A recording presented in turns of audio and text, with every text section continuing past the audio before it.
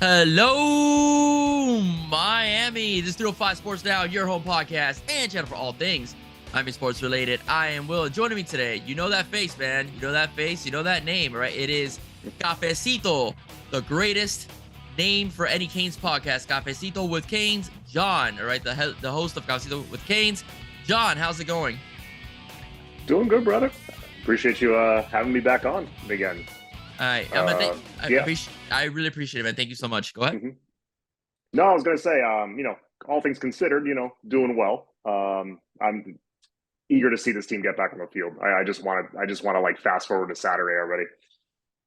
Yeah, no, I totally agree with you. You were at the game, and before the show started, hmm we discussed that we won't go too far into it because I think the Yeah. national media and local media has done enough, so we just talk a little bit about it. Um, so first things foremost, it was tough to watch. I mean, as a Kings fan, it was like a punch in the gut, to see that happen. You were there live, so I'm sure it affected you a little bit more.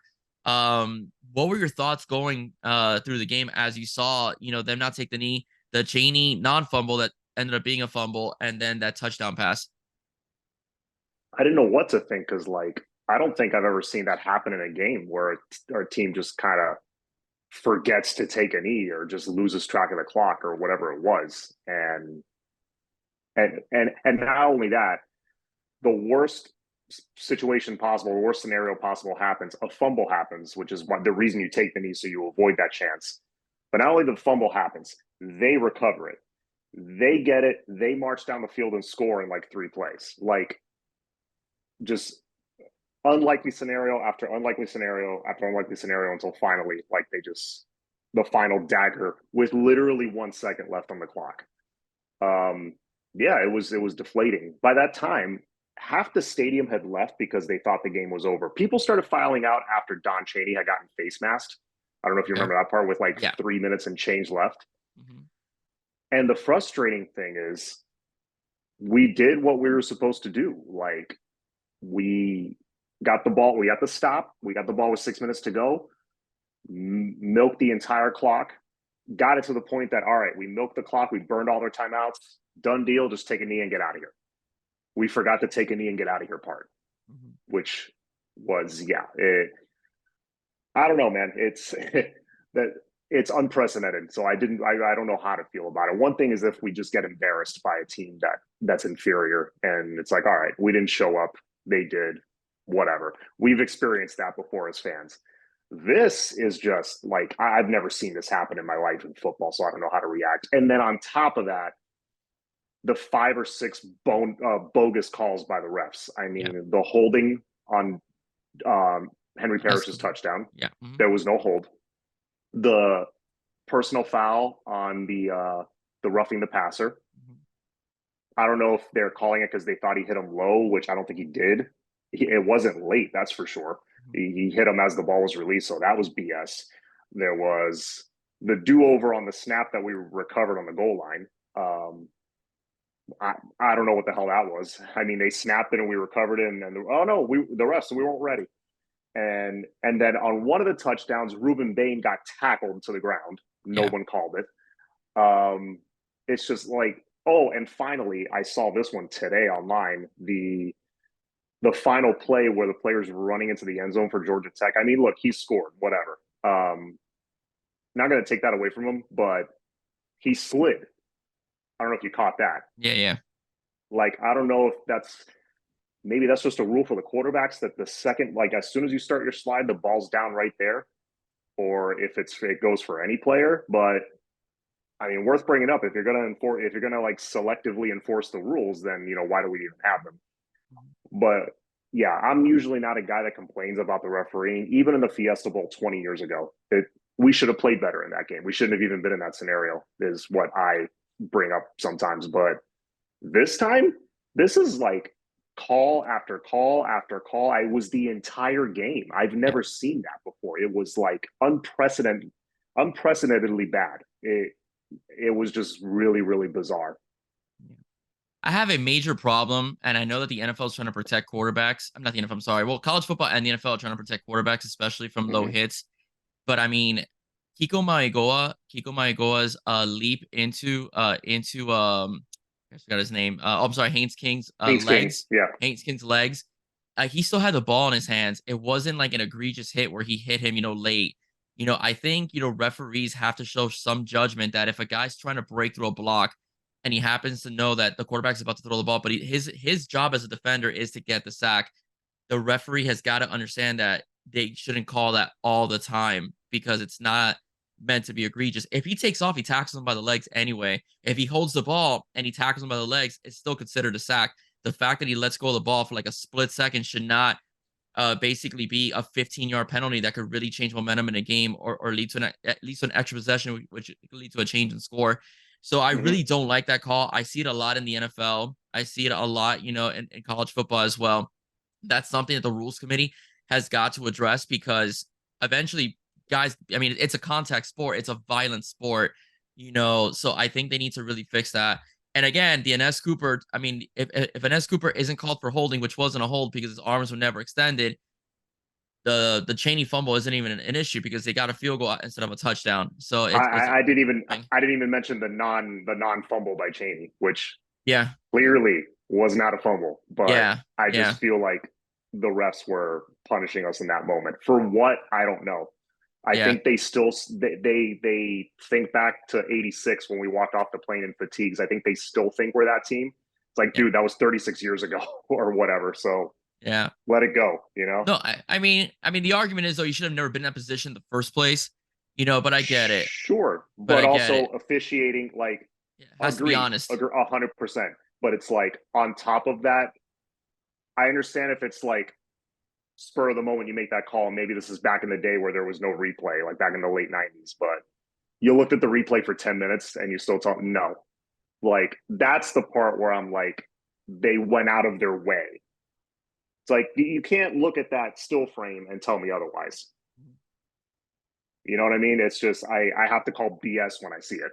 Yeah, no, absolutely agree with you. Absolutely agree with you. It was not a fumble. He was definitely down. I knew he was Mm-mm. down the moment that play even ended because you saw the ball pop out when he was on the ground. You Most know, of the stadium did. Most of the people yeah. were filing out in that moment, but then they said they're reviewing it and everybody like held up. The people that were left in the stadium. Yeah, it's just unfortunate. I mean, you go into a game possibly 5-0 and now you're 4-1 and you're taking Mm-hmm. on, a North Carolina team that's playing real well right now. But before we get into that segment, one of the things that people are worried about is player morale. Did Mario lose the locker room? And a lot of conversations you hear national and local radio. Spoke with one of the parents today. I don't think they have a problem with me saying it because it's a positive thing. And one of the parents of the players basically said that they want to get back out there and take care of business against North Carolina. That Mario spoke with the team. He took the blame, of course. He took the blame. He explained why he decided to go with a run and not a knee. But that that day that game is over. On to UNC, and they want to get out there and take care of business. So that's a good thing to hear that the Mm-hmm. players that basically we're the ones that taking it harder, worse than the actual team. But I will say this though, and I agree with no more defeats Grant. This team, weeping the pain that they had on the sidelines is a much different attitude than a team that we saw 2 or 3 years ago that probably would have been taking Absolutely. selfies on the sidelines. And I think that's a good thing Mm-hmm. that your players that give that much a damn, about a loss like that they're willing to display their emotions out in front of basically the entire country. Yeah. Yeah. I remember, I don't know if you remember this, the 2010 Sun Bowl against Notre Dame, where guys were seen having a snowball fight in the sideline. We're down like 31-10 or something. Yeah, Yeah. And it's not like that was a juggernaut of a Notre Dame team. I think they were also unranked. yeah, And they just absolutely pounded us in that game. I mean, we just from the opening drive, that game was over. yeah, And they just didn't seem to care. I remember in 2006, going even further back, that game that we lost 13-10 against FSU in '06. It was one of those Labor Day games to kick off the season. It was in the Orange Bowl, packed house, a lot of hype behind the game. I think it was number 11 versus number 12. All eyes on that game. We ended up losing. Offense was flat all game. hmm And I remember reading something, and I don't know why this particular thing stuck out to me. I read this in the Herald back then because this is '06, man. This is before like social media and all that stuff. I was still reading the paper.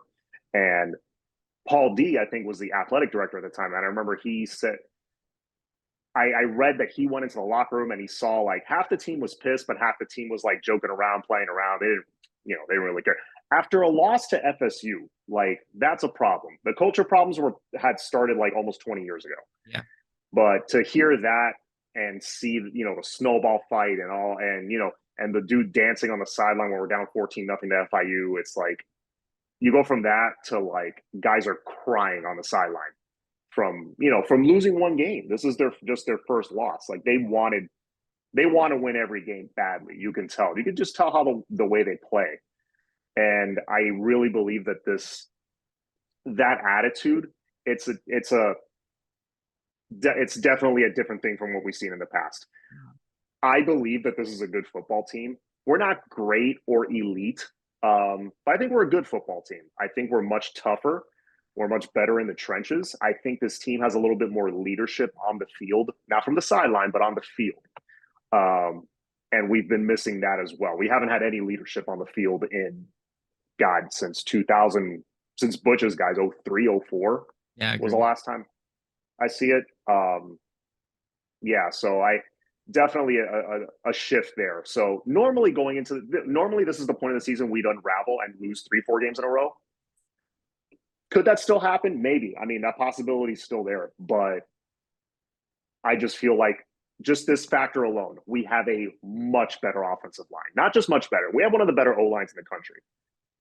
That alone, I think gives us a chance, because in years past when we'd unravel at this point in the season, it was because we just were soft in the trenches. We had a terrible O-line. We had a severe disadvantage already going in. We were bringing a knife to a gunfight, basically. Mm-hmm. Now it's a little more even, I feel like, So, Miami definitely has a chance in this one, I feel. Yeah, I agree with you. And let me tell you though, it's gonna be a little tough coming forward, because the ACC is a bit better, this year than it has been in years past, because you have Louisville, who's also undefeated. North Carolina is Mm-hmm. playing really good football as well. You got, of course, Florida State, and I don't care what the record says. Clemson is not a bad team. They're still a pretty solid Mm-hmm. football team. Yeah. They have 4 or 5 stars on that roster, as well. So it's an uphill climb, and I do think that playing in Boston after Thanksgiving is a winter wonderland of disadvantages for the Canes because of the cold weather. So I think the running game is really going to have to really, be strong, because the ball feels like literally a bowling ball when you're throwing it and catching it when you're on Mm-hmm. offense. But going into the next opponent, we're taking it one game at a time.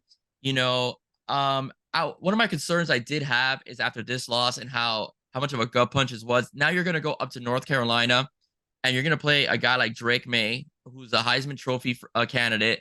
And North Carolina is playing really good football this year, as they have not just a good quarterback, but they possibly may have the best running back in the ACC in Omar and Hampton. Gone is Phil Longo. All right, Phil Mm-hmm. Longo is gone. His spread style is gone. They've maintained more of a power spread, but now Drake May not only can throw the football, but he's got a tailback that can pound people and outrun people, as well. How do you see this UNC game at the moment, John? This one's going to be a tough one, because it's going to be the most complete UNC team we've played. And I was going through the years since we joined the ACC in 04. All the times that we've gone up there, we've either barely escaped with a victory against an inferior UNC team, or we've gotten our asses kicked. Pretty much. That's the only 2 outcomes when we've gone up there. We've never gone up there and just like taken care of business, won by like 17 points, 20 points. We've never done that. So yeah, definitely a little nervous about the game, but I feel like them being the better team now and us being as hungry as we are, like we mentioned, the attitude change of this team, it's a different locker room now. So I'm not sure what to expect really in that regard. This is kind of new. But the fact that we had this experience on Saturday, the players are hurting. They want to get back out there and hit somebody in the mouth, which is great. It may almost be a blessing in disguise what happened on Saturday. I hope that's what ends up being the case. But I think that, plus the fact that they know, I mean, they try not to look ahead, take it one game at a time. They know the slate that's in front of them over the next 6 or 7 weeks. They know there's no time to mess around. So I think that's almost a good thing as well. It's going to keep them focused. So But as for this game, you got to stop the run because they've been gashing people on the ground. That's really been the engine that's been driving their offense this year has been the running game. Pretty simple. Stop the run and put it in the hands of Drake Maye and hope that you can get some pressure on him because we've been a little thin on the D line. Hopefully, we get some guys back this week. But yeah, this is going to be. I have it in my notes from before the season started. I went through every game. Like this could be the Lance Guidry game that he draws up just a beautiful game plan to frustrate that offense because so far I think Lance Guidry's done a tremendous job.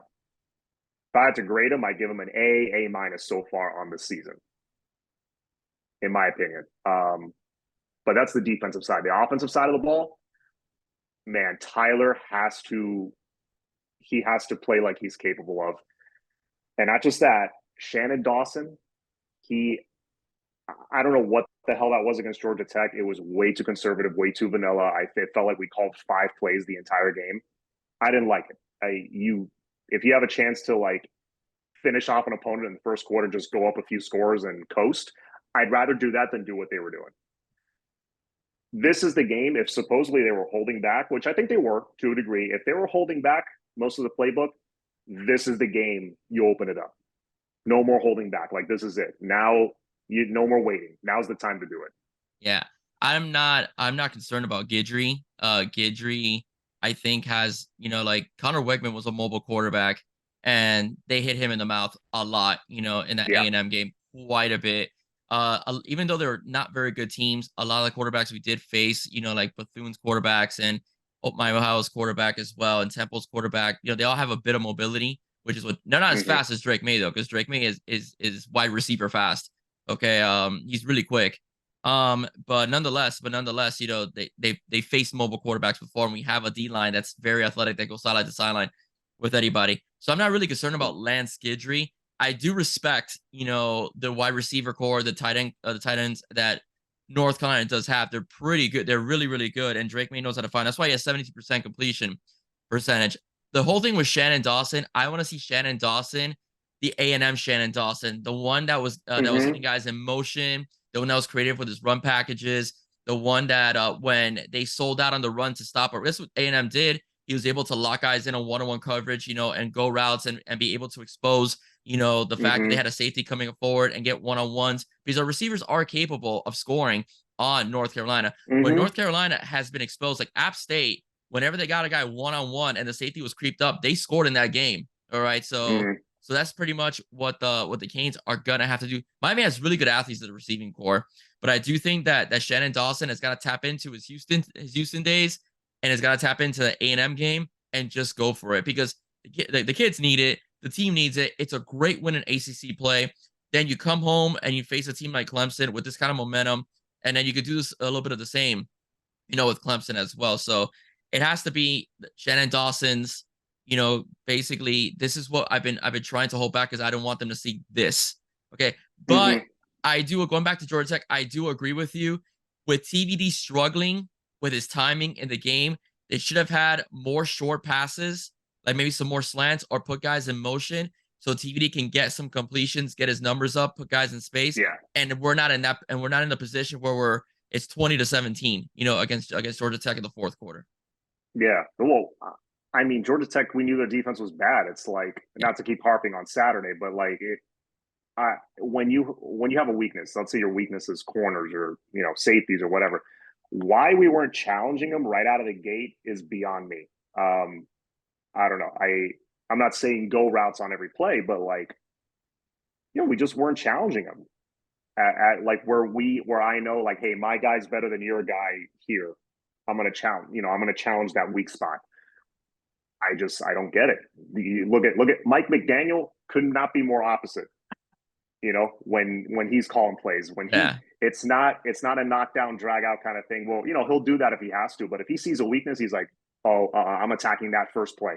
Yeah. That's what I want to see on Saturday because I know, UNC's defense has improved. They're a lot more aggressive.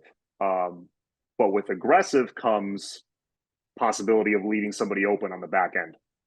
If our O-line, which I know they're capable of because I've seen it for 5 games, Tyler had clean pockets all night on Saturday. If They can pick up the blitz, give Tyler those 3 seconds. He could, if it's Tyler Van Dyne's, not this out of sync version of him that we saw on Saturday. If it's the real Tyler Van Dyne's, you give him those 3 seconds to throw, he's going to pick them apart. Yeah. I also think we need to use the running backs a bit more in the passing game. That's the one thing that made Tyler very successful when he was in last year's offense 2 years ago, even against NC when when he got into a shootout with Sam Howell, that they used Jay Knighton, the flats and so on. And when it was one-on-one with the linebacker, Knighton was gone. I think we need to do a little bit of the same. We tried that a little bit with Chris Johnson, and George Tech's credit, they did pick it up. But I think this time around you could try it again or try something different, as well in the game. Because their defense is improved, but they have given up yards. On defense, let's see if I have my numbers here. On defense, they're averaging about 334 yards per game that they're giving up on to the offenses. So they can move the ball. They should be able to move the ball. It's always been a nice, fun. Something weird happens in the North Carolina game, that seems to like hold us back from victory. Whether it's Mitchell Trubisky in that back end touchdown, Mark Rick's first year, or it was the tip ball. The TVD, was in the red zone. The ball gets tipped, and I think I intercepted or batted down. I forgot what it was a couple of years ago. And then, of course, last year with a Knighton fumble when we're in on streak to score. Always, North Carolina is like always escapes, with the exception of the game when they ran for like 1,000 yards on Manny Diaz's defense. Yeah. That's about it. But something's got to give. The Canes are. I think we're due one, and with I agree. And I think it's time to hit them in the mouth a little bit more with a much more physical defense. Oh yeah, no, we're just a more physically minded team, like a tougher team. So I just think, they're going to see a version of Miami that they haven't seen before. They're well coached. Don't get me wrong. When UNC is probably going to be ready for it, but it's the same Miami that keeps going up there and getting embarrassed in Chapel Hill. But one thing I have noticed, especially during the Mac Brown era, we seem to always get hit with big plays early. And we're just find ourselves like in a hole, and we're spending the game digging ourselves out of it, and we almost do, and then we don't. For once, let's hit them in the mouth on the opening possession. For once, let's hit them with a big play. It's like, all right, now you got to dig yourself out of this hole. We're definitely capable of it. Yeah, absolutely. Do you think on offense we start to see some different guys being utilized? What are the complaints that I've gotten on comments, and I think that you heard guys have as well, that we focus way too much on the big three, especially Xavier Restrepo. Do you think we see more of a Tyler Harrell sighting? I know Tyler Harrell has played a little bit, but not as many snaps as Colby Young or Jacoby George. Do you think we see some of these more newer guys that are not on film enough for like a team like Mac Brown to scout for? I think that's exactly what they were saving Tyler Harrell for, to be quite honest with you. Okay. Some people are kind of hinting, oh, maybe he hasn't earned the playing time. I think it's a combination of things. Those top three, Jacoby George, Colby Young, Xavier Restrepo, to their credit, they've done awesome so far. As long as TVD doesn't revert back to old habits, like he did the other day, and zeroing in on one guy, because I really feel like Jacoby and Kobe could have shredded Georgia Tech's corners, to be honest with you, if we really made it a point to put our foot on the gas in that regard, but we didn't. But we haven't had a chance this Saturday. Those top three guys have been doing great. So it's not because we don't want to play the younger guys or use other weapons. It's because they've been doing well. But I think Tyler Harrell's that kind of secret weapon that we've been saving. So don't be surprised if we see him. Don't be surprised if we see a little more Chris Johnson, because I remember Chris Johnson in there for one play that Georgia Tech sniffed it out. I think you'll see a little bit more of him.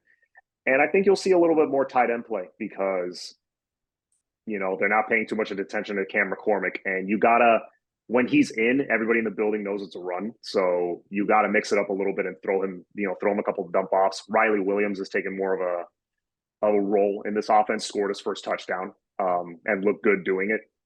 So, yeah, I think we see a little bit more tight end play, tight end usage, and yeah, Tyler Harrell for a couple of deep shots down the field, even if it's just to scare them a little bit. I would love to see that, but I think we will. And, maybe a little Isaiah Horton too. He's a bit of a deep threat. So yeah, I think they open it up a little bit to other guys. Yeah, I agree. I hope so. I mean, I've heard good things about Tyler Herro in practice, so that's one of the things that I think that we're missing. Even though we do have deep threats, because Jacoby George has proven to be a good deep threat, and one-on-one coverage, he's been really good, as well as Kobe Mm-hmm. Young. But I mean, Tyler Herro was picked up at transfer portal because he's a Ferrari, on the Yeah. field as well. So I think it's time to put the key in the ignition and let him go. That's just what I think we need to do. We've been focusing a lot on the offense. Who do you want to see on defense kind of take over the game a little bit? Cam made a horrible blunder in the last game, giving up that last touchdown. I hope he has like the game of his life. I think Cam's going to be looking to take people's heads off. So I expect a big game from Cam Kinchins. He had a pretty good game last year against North Carolina. He had that interception to open the second half that should have, you know, given us, it should have led to us taking the lead, but we squandered it. Thank you, Coach Gaddis, for that. But yeah, Cam Kinchins, James Williams, he's been consistent, man, all season. All season he's been, making plays. He's played fast. He's played hard. Just the entire defense in general. I know there's been, rumors that maybe we see someone that's been out for most of the year. I've been hearing about Akeem Mesidor, so maybe we see. I've been hearing in different shows that maybe we see him on Saturday. We'll see how much of Hakeem Mesidor we're going to see. I don't know, because I don't know how bad the injury was. But if he's anywhere near 100%, that dude is arguably our best defensive lineman. Mhm. So getting him back is a huge shot in the arm.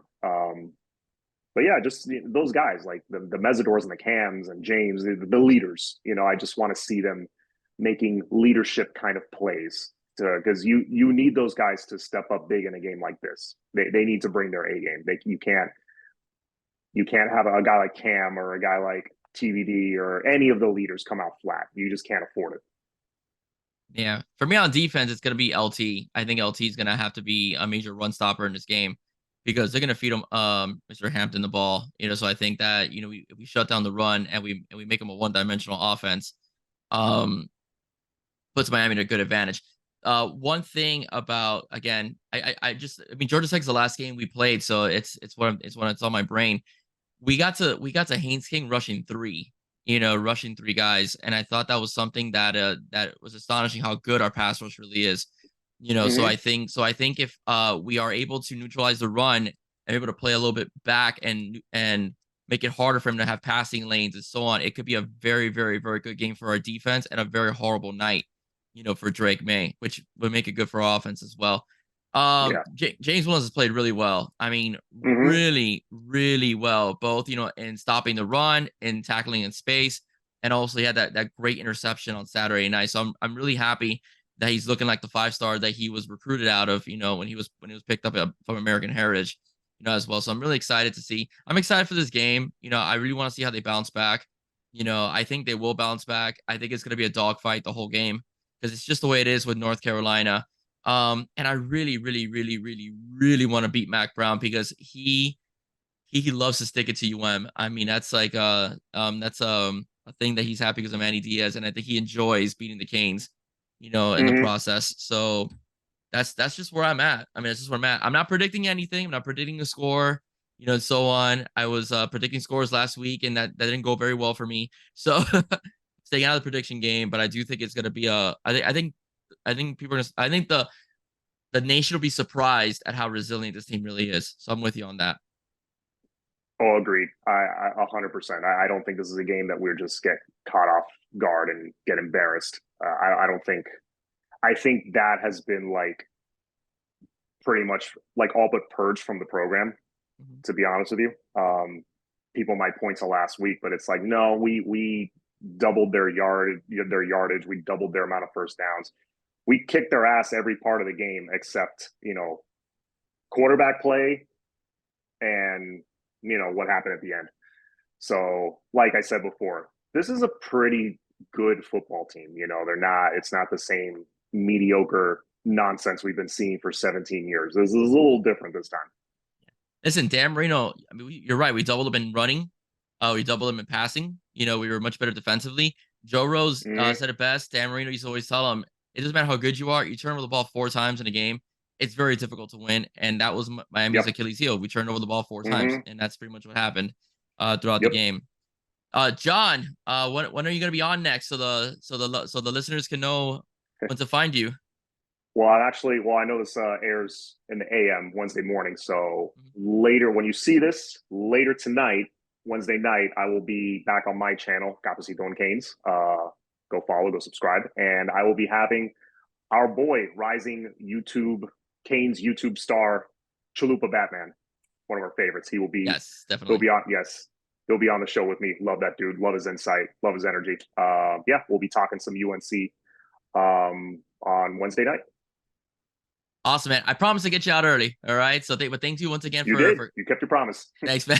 Thank you for coming on, man. I really appreciate you. All right. Guys, if you like Go what you Kings. heard, please do not forget to like, share, and subscribe to Real Five Sports Now. Once again, I will stay safe. God bless you soon. Go Canes, beat UNC. See you guys real soon. Bye-bye.